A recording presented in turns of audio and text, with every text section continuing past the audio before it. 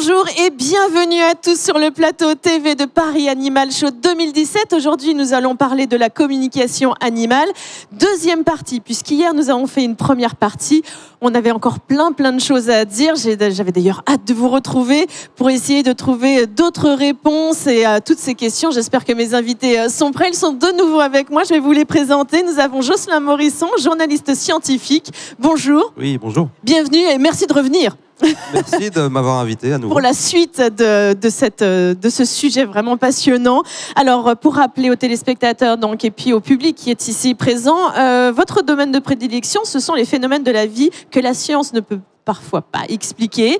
Et je rappelle que vous avez une formation scientifique à la base. Où est-ce qu'on peut vous lire vos articles? Je travaille beaucoup pour le magazine Inexploré, oui, qui est édité par l'INRES. J'ai travaillé beaucoup pour le magazine Nexus aussi, un peu moins aujourd'hui. Je parle de science et de spiritualité dans le monde des religions, la vie, voilà, ce genre de titres. D'accord. Alors hier, peut-être que vous n'avez pas vu la première partie. Je vous invite à la regarder sur YouTube. Vous nous avez apporté votre vision de journaliste et de scientifique. Et aujourd'hui, on va peut-être plus s'attarder sur votre expérience personnelle par rapport à la communication animale, parce que vous avez plein de choses à nous raconter. Dominique Filol, bonjour et merci d'être venu aussi. Bonjour Marie, merci. Vous êtes réalisateur et c'est vous qui avez réalisé un magnifique documentaire de 52 minutes sur la communication animale que vous avez intitulé « Parler aux animaux ». C'est un documentaire magnifique et très émouvant. On regardera d'autres extraits aujourd'hui. Et puis voilà, je voulais vous redemander pour les téléspectateurs qui n'étaient pas là hier, pour quelles raisons vous vous êtes intéressé à ce sujet? Parce que donc je suis tombé sur un reportage il y a 6-7 ans, petit, très court, et j'ai fait des recherches pour voir s'il existait des films plus longs sur le sujet. Il n'y avait rien. Donc je me suis dit, il faut que je fasse un film. Absolument faire ce film, parce que c'est un sujet passionnant. Il faut faire ce film. Et vous aussi, vous avez vécu des expériences personnelles. On en parlera aussi tout à l'heure. Et puis enfin, Corinne Dupérat. Bonjour Marie. Bonjour. Alors c'est vrai, j'aurais pu commencer par vous, mais vous avez tellement de choses à nous dire. Vous êtes cavalière de dressage. Alors est-ce que vous exercez encore un peu le dressage avec les chevaux? Oui, j'ai une jument que j'éduque actuellement, qui a 3 ans. D'accord. Petit bébé. La communication m'aide beaucoup à la comprendre et puis à adapter un peu le travail. Et à mieux monter? À mieux, je sais pas, j'aurais besoin d'un coach. Mais c'est sûr que, comme je connais très bien les chevaux, je peux donner des conseils et les ressentis du cheval pour aider le cavalier et qu'il améliore sa position ou sa technique en général. Alors, je vais reposer peut-être un peu la même question qu'hier, mais c'est pour le public qui est ici. Quelle est la définition qu'on pourrait donner à la communication animale, même si on a bien compris qu'il n'y avait pas une définition exacte? Oui, le plus simple, c'est de parler d'une forme de télépathie. Même si je trouve que c'est pas assez complet, parce que ce que je ressens de la télépathie, c'est une simple lecture. Et moi, j'ai une vraie conversation avec les animaux, comme s'ils étaient en face de moi. Un échange. Oui, tout à fait. Je leur pose des questions et ils m'apportent des réponses. On verra cet après-midi. On vous a donné un défi à relever, que vous avez très bien fait hier. Et aujourd'hui, on va refaire la même chose à 14h, ici sur ce plateau TV. Vous aurez à faire des communications animales. Enfin, on expliquera tout. Suspense. Avant d'aller plus loin, de poursuivre cette émission, on va revoir la bande-annonce du documentaire dont on vous parlait tout à l'heure, réalisé par Dominique Filol. Documentaire intitulé « Parler aux animaux ». On regarde la bande-annonce. La communication animale, pour moi, c'est une communication non verbale qui va passer par, grosso modo, tous les sens, mais pas le verbe. La communication animale, pour moi, c'est un vrai dialogue d'esprit à esprit avec l'animal. Explorons l'hypothèse, et si les animaux parlaient ?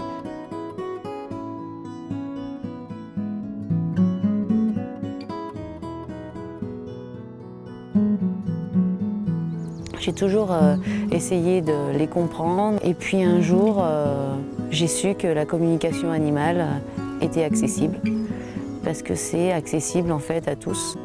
C'est un peu comme si l'animal essayait de montrer quelque chose sans pour autant nous inclure dans ce qu'il montre. On ne comprend pas forcément ce qu'on voit, mais on le voit.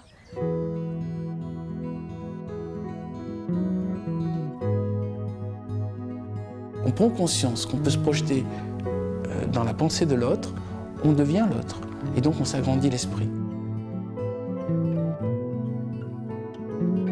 Communiquer avec un animal, ça ne demande aucun effort. À la limite, moins vous ferez d'efforts et plus ce sera facile. nous avons la capacité d'estimer les animaux et nous avons la capacité, en les observant, de nous mettre à leur place.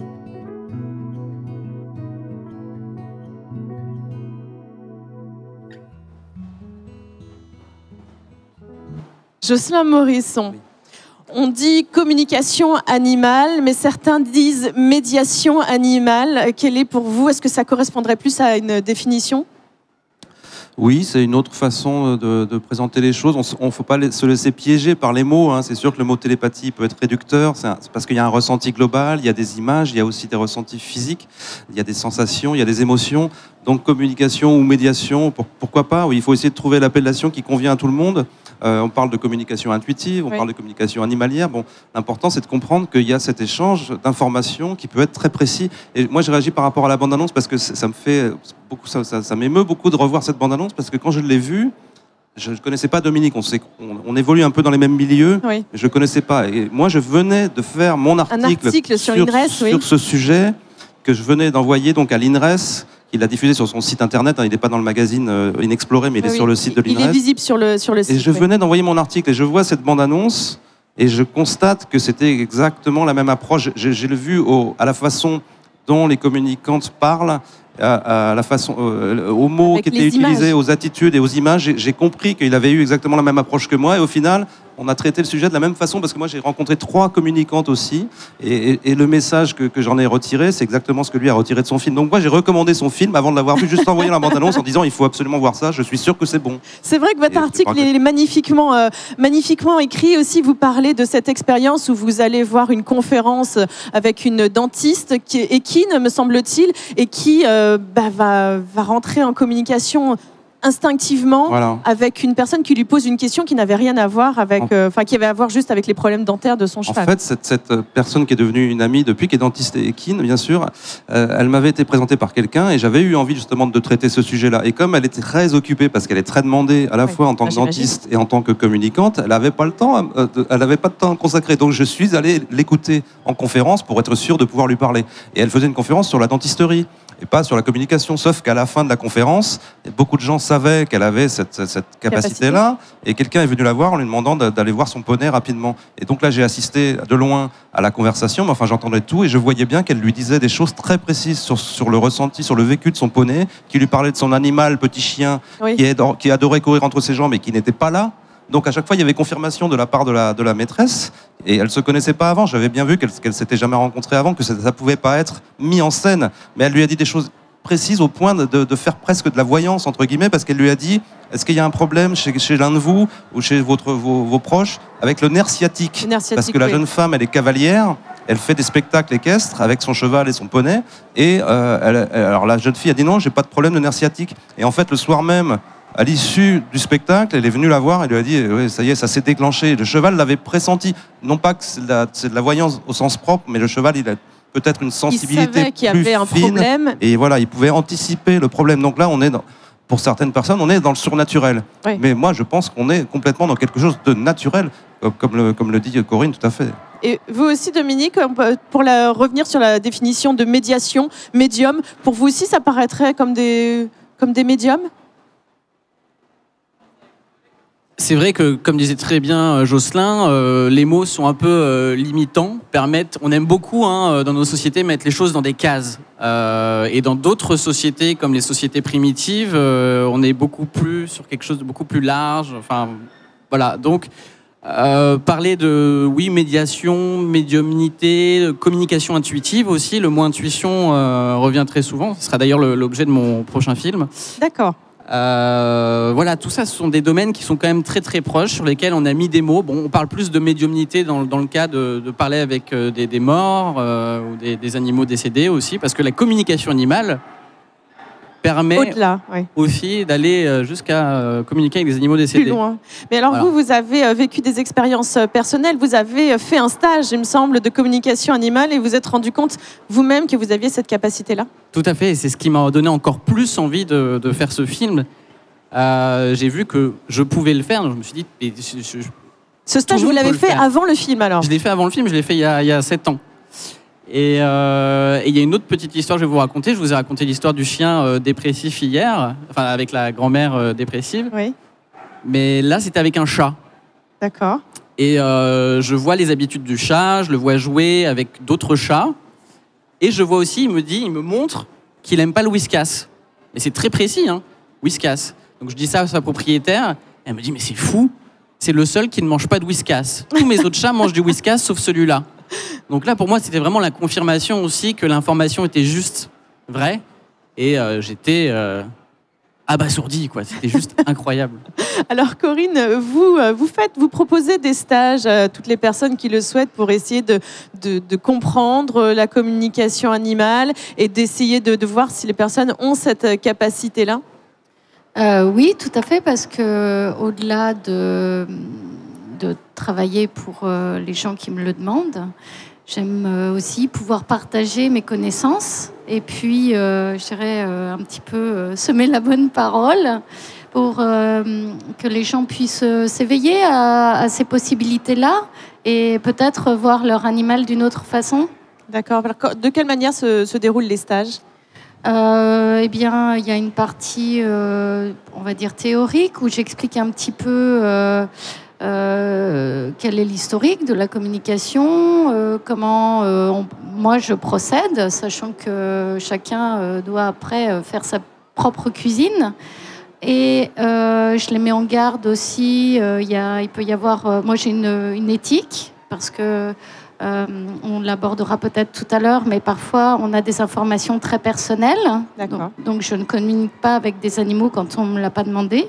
D'accord, oui. Il y a aussi un petit peu des conseils que je donne. Et puis, j'ouvre aussi la porte à toutes les autres possibilités, parce que j'ai pu avoir des perceptions sur des bâtiments, j'ai pu avoir des perceptions sur des objets. Et sur les humains aussi ? Oui, ça peut être très utile. Parce que finalement, on parle beaucoup d'animaux, mais on parle pas aujourd'hui beaucoup de l'humain. Mais c'est un peu pareil, c'est la même façon de rentrer en communication, sauf que ça va peut-être que dans un sens. Non, en général, on sait qu'on arrive à émettre. Oui. On n'a pas toujours conscience qu'on peut recevoir. D'accord. Et pour revenir sur ce mot de médium, je suis artiste à côté et donc j'ai un médium, c'est un crayon. Moi, je me vois aussi comme un médium en tant qu'outil de transmission entre l'animal et son humain. D'accord, on va regarder tout à l'heure des dessins que vous réalisez parce que vous êtes dessinatrice professionnelle. On va regarder ça dans un instant, mais tout de suite, je vous propose un second extrait du documentaire Parler aux animaux. J'avais demandé à Dominique Filol de me choisir un petit extrait. Je vous propose de le regarder et on revient tout de suite. On en parle.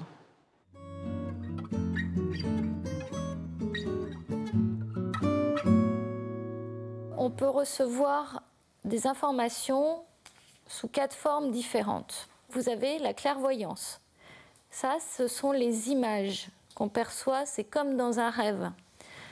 Il y a aussi la clairaudience. C'est les pensées ou les sons. La clairsentience. Ça, ce sont les émotions, les sensations physiques. L'empathie, par exemple, c'est une forme de clairsentience. Enfin, il y a la clairconnaissance. C'est lorsqu'une idée vous apparaît de façon évidente.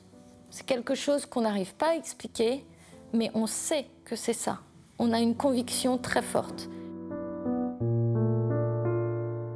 On y va pas à pas et on s'enrichit au fur et à mesure avec tous ces ressentis. Donc peut-être que tous, ça ne viendra pas aussi facilement du premier coup. Et il va falloir être patient et gentil avec vous pour ça. Pour ceux qui ont besoin d'être à côté du chat, vous pouvez vous lever, hein. Il n'y a pas de problème. Vous allez déjà poser vos pieds au sol et vous allez prendre 3 inspirations. Et vous allez demander une communication avec le chat que vous avez choisi et dont le propriétaire c'est Maëlys et Cyril.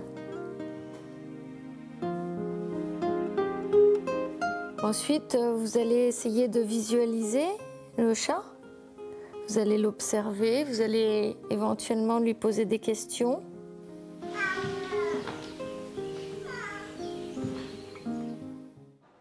Voilà un magnifique extrait de ce film documentaire réalisé par Dominique Filol, Parler aux animaux. Corinne, est-ce que tous les gens jouent le jeu réellement quand ils viennent dans les stages? Ils vous disent avec sincérité, je n'y arrive pas, ou vraiment j'ai vu ce genre de choses? Comment est-ce que vous arrivez à voir s'ils sont sincères? Je pense que les gens n'ont pas envie de mentir. Ils sont là pour que je leur apporte quelque chose. Et moi, je suis là aussi pour ça. C'est assez peu fréquent que les gens n'aient aucune sensation, aucun ressenti. En revanche, c'est arrivé lors de ce stage qu'une personne me dise « Ah non, moi, je n'y arrive pas ». Et je dis « Mais je suis très embêtée parce que c'est vrai qu'on ne peut pas faire rentrer des sensations qui sont très intimes et très personnelles à l'intérieur de quelqu'un. Ce n'est pas une connaissance. » Et cette personne m'a dit, mais moi, ce que je trouve déjà très, très important, c'est de voir qu'on peut y arriver, que plusieurs personnes qui ne se connaissent pas, qui se retrouvent ensemble, avec un animal qu'elles n'ont jamais vu, arrivent à avoir des ressentis vérifiés et qui concordent. Oui, c'est ça. Tout le monde voit un peu la même chose, d'une autre façon, selon sa personnalité, j'imagine. Oui, on a parfois des bouts d'informations, une facette...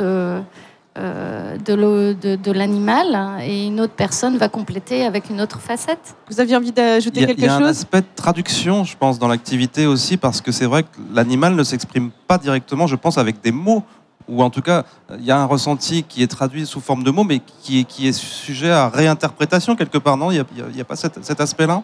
Ah oui, c'est pas toujours évident de trouver le bon vocabulaire. Si on parle, par exemple, si on est dans un registre de parfum, vous allez avoir une référence personnelle. Vous allez dire, tiens, ce vin, par exemple, il va sentir la brioche. Et puis, Jocelyn va dire, ah non, pour moi, ça sent le pain grillé. Oui. Mais finalement, c'est la même chose. Ça sent les deux, c'est ça. Dominique est en train de dire, ça sent les deux. Vous vouliez ajouter quelque chose par rapport à justement ce que vient de proposer Jocelyn?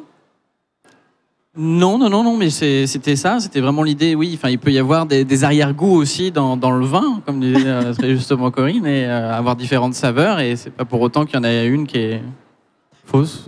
Combien de temps vous avez mis à réaliser ce documentaire? Combien d'heures de rush?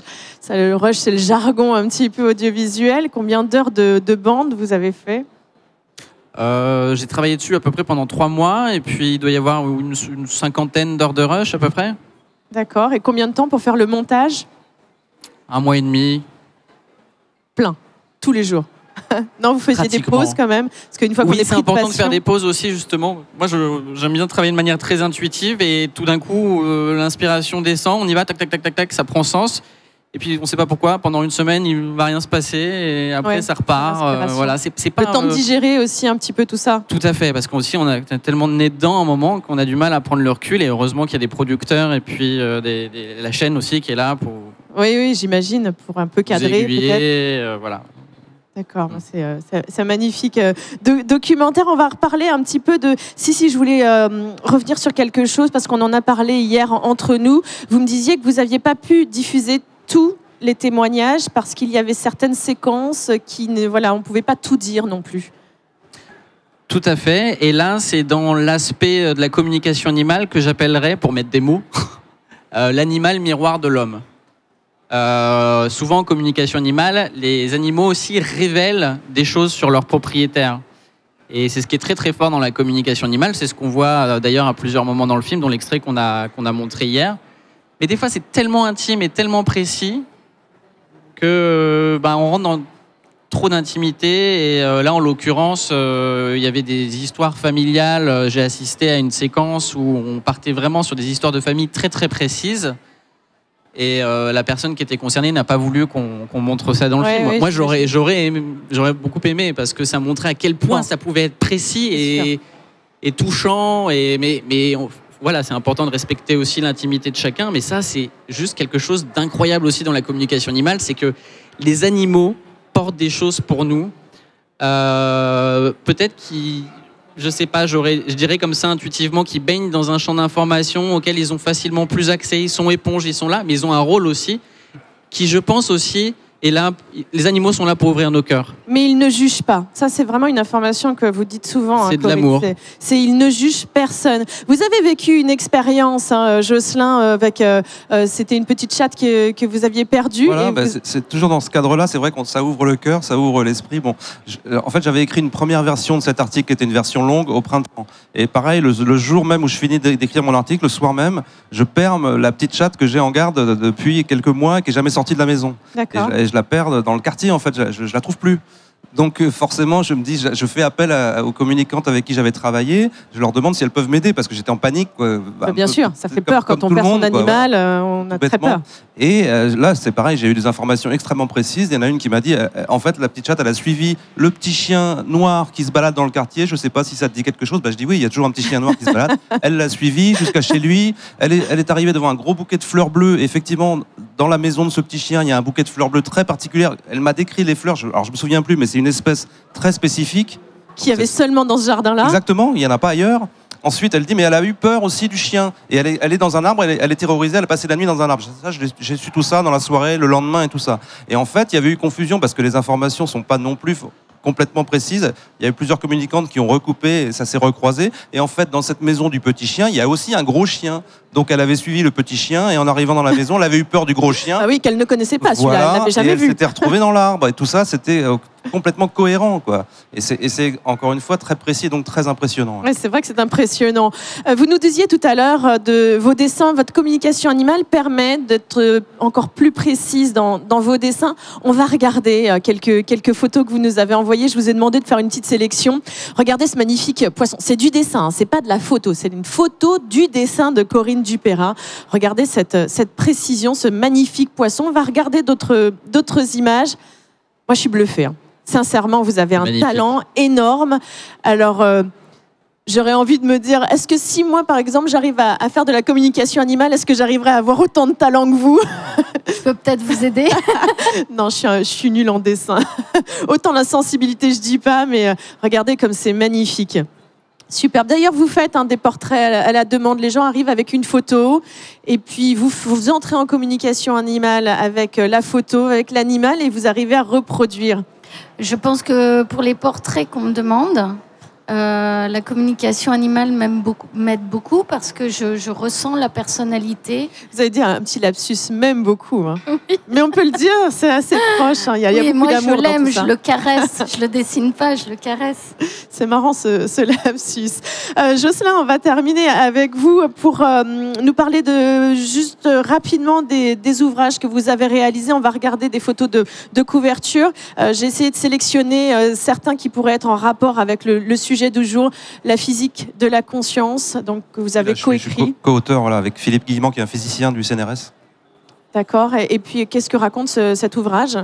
Eh ben, on essaye justement de proposer un modèle physique de ce que peut être la conscience et de la façon dont ça fonctionne. Et pour notamment expliquer les phénomènes d'intuition, de synchronicité, ce genre de choses. D'accord. Ensuite, on a un autre ouvrage, La voyance et le scientifique. Quelque chose difficile à... Voilà. Ça, c'était mon premier livre. C'était un peu le portrait d'une voyante. D'accord, là c'est vous qui êtes auteur. Oui. Un portrait d'une voyante, d'accord. Et ensuite, on va regarder le troisième que j'ai sélectionné. D'accord, on en avait un autre, c'était sur le sixième sens, l'intuition. Intuition et sixième sens, le prochain sujet donc dans la collection dirigée par Stéphane Alix, qui est le fondateur de l'INRES.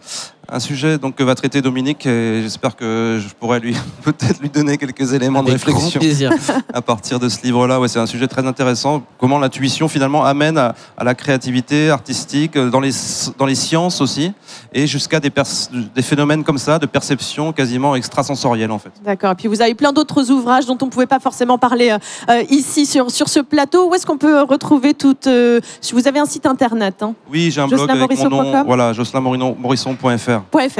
D'accord, donc allez voir tous les articles, tous les ouvrages, vos projets à venir. Il me semble que vous allez partir à Toulouse bientôt pour essayer d'expliquer la communication animale. Oui, alors en fait, je suis à Toulouse, je réside à Toulouse. D'accord. Donc c'est de là-bas que je travaille.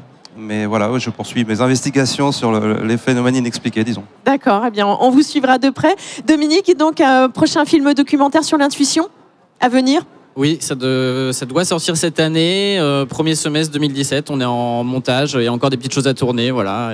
Et le documentaire dont on vous a parlé aujourd'hui, Parler aux animaux, qu'on vous a montré quelques extraits, va être diffusé au mois de juin sur Planète. Donc allez-y, allez voir ce magnifique documentaire. Corinne Dupérat a dû partir parce qu'elle est très demandée ici au Paris Animal Show. Elle est partie sur une autre interview, donc on la remercie évidemment d'être venue hier et aujourd'hui pour nous parler de la communication animale. Sachez qu'elle a des stages qu'elle propose pour vous aider si vous êtes intéressé par la communication animale. Merci infiniment, messieurs. Donc partie 1, partie 2 sur la communication animale. On peut voir cette émission sur YouTube. Merci beaucoup. Merci, et moi, Marie. je cède la place donc à d'autres démonstrations pour le Paris Animal Show. À très vite.